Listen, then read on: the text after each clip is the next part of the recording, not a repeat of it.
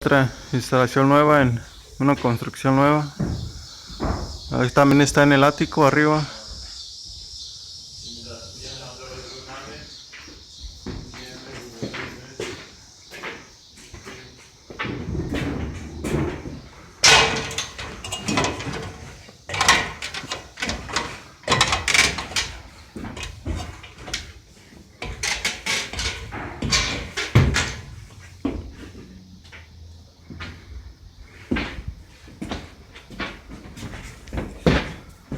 Aquí es donde pusimos el calentón.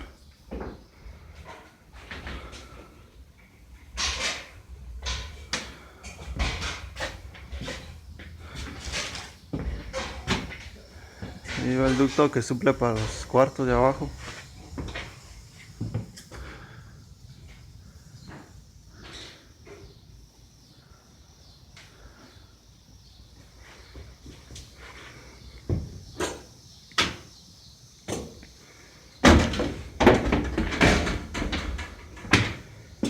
Aquí va el otro ducto.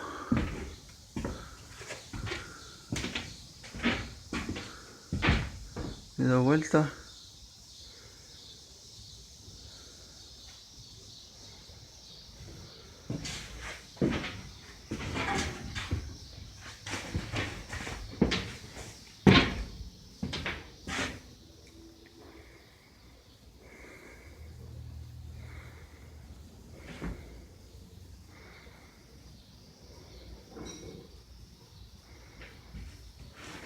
Ahí está.